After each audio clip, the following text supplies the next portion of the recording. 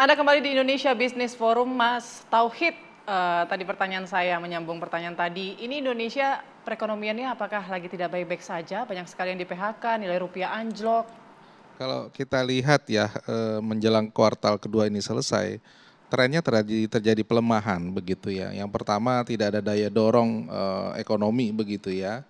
Karena di kuartal pertama masih ada pemilu dan sebagainya. Tapi kuartal kedua ini langsung menurut saya sih langsung relatif turun.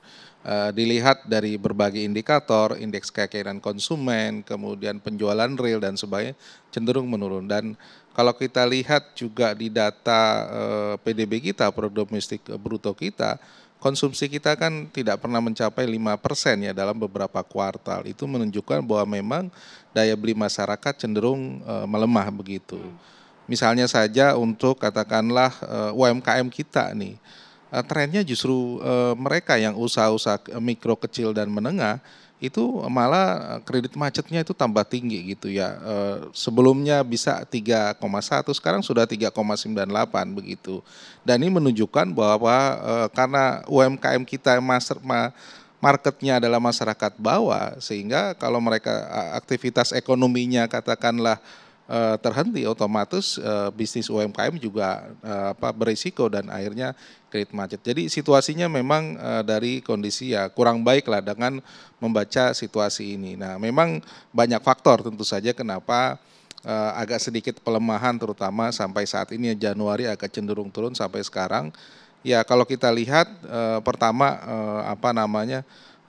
kalau lihat dari situasi eksternal global memang sangat pengaruh ya. Kalau kita karena kontribusi ekspor dan impor sekitar 17-18% dari ekonomi kita, trennya menurun begitu ya. Ya kita yang biasanya surplus 4 miliar US dollar sekarang hanya sekitar 2,98. Tapi dilalahnya adalah dalam bulan Mei ini saja impor ini cenderung growth-nya naik ya, 14,98, tapi ekspornya turun 13,98 ya, 13,8. Jadi tidak ada nilai tambah yang diperoleh dalam kondisi situasi seperti ini dan trennya menurun. Nah, faktor globalnya memang karena tadi ekonomi belum pulih, laju ekonomi dunia juga turun dan pada saat yang sama begitu market dari banyak ekspor kita memang mengalami penurunannya, baik China sendiri, Amerika, Jepang, Korea.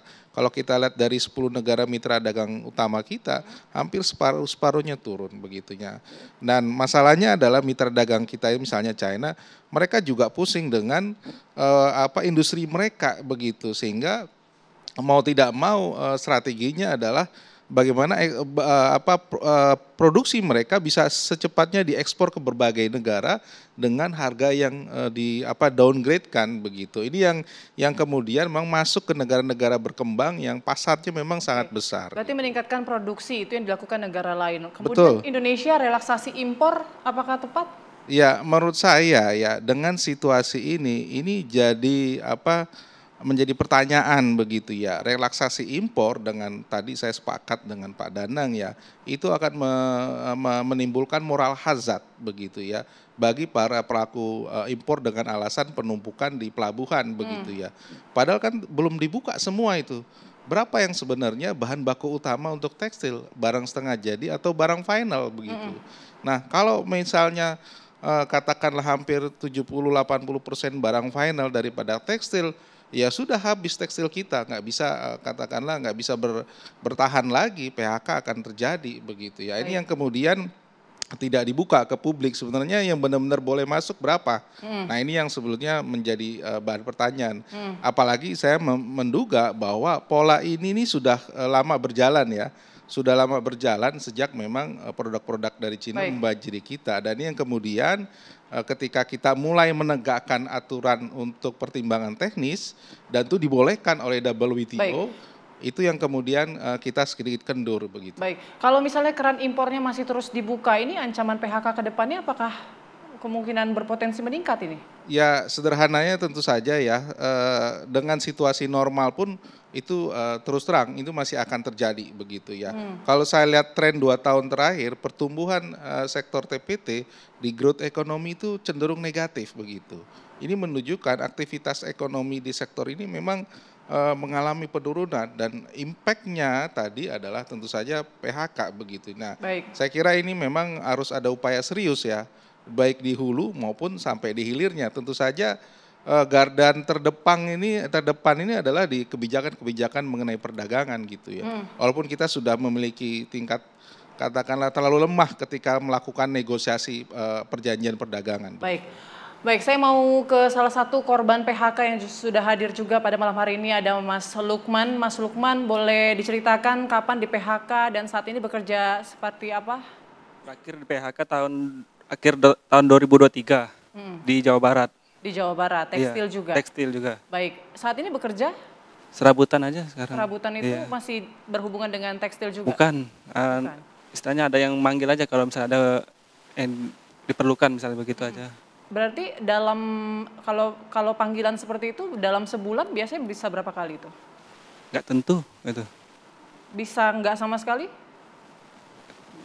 Ya bisa sama. Bisa tidak bekerja sama sekali dalam 1 bulan itu. Iya. Lalu keluarga bagaimana menghidupinya? Kebetulan belum menikah kebetulan. Orang tua atau adik? Nggak ada. Tidak ada. Iya, Oke, tapi masih bisa bertahan ya? masih. Baik. Harapannya mungkin ke depan seperti apa? Ya untuk buka lowongan kerja lagi lebih banyak itu aja. Dapat kerja lagi lebih Iya. banyak. Tapi sudah mencoba melamar-melamar juga ya? Ya sudah. Baik. Kalau kerja serabutannya ini masih sama di industri tekstil kah atau enggak? Apa saja ya sebetulnya? Iya, Di bidang apa? Paling kalau diperlukan ngantar barang itu aja. Bisa kurir, Iya, selain itu Mas? Bisa. Selain kurir mungkin apalagi Itu pekerjaan? aja sih lebih. Hanya kurir iya. saja? Oke, baik ya, kita doakan ya semoga Mas Lukman, Pak Hernando juga bisa dapat pekerjaan secepatnya. Mungkin saya mau balik ke Pak Fajar, ini tadi banyak sekali ya. Salah satunya pertanyaannya adalah barang apa saja sih Pak yang menumpuk di kontainer kemarin? Apakah benar ini barang tekstil semuanya? Kemudian kalau memang betul ini tekstil sebagian besar maksud saya, ini kan pastinya berdampak ke perindustrian atau industri TPT sendiri ya. Apa saja mungkin itu yang belum terbuka ya dari pemerintah untuk memberitahukan ke kita apa sebetulnya isinya? Iya, terima kasih Mbak Putri. Tentu saja informasi seperti itu memang tentu pada waktunya nanti akan kita sampaikan. Tapi bisa kita mulai dengan saya merespon. Satu, tadi saya senang Mas Danang, senior saya pikir sudah memberikan masukan tentang bahwa ketika relaksasi impor itu menjadi sebuah pilihan, tentu industri dalam negeri akan menjadi potensial akan korban. Lalu dikuatkan oleh Bang Tauhid. Saya pikir terima kasih masukannya dan itu akan memperkuat apapun yang akan kita dorong secara internal di situ. Lalu kemudian bagaimana kemudian kalau kemudian keran impor itu diperbesar sehingga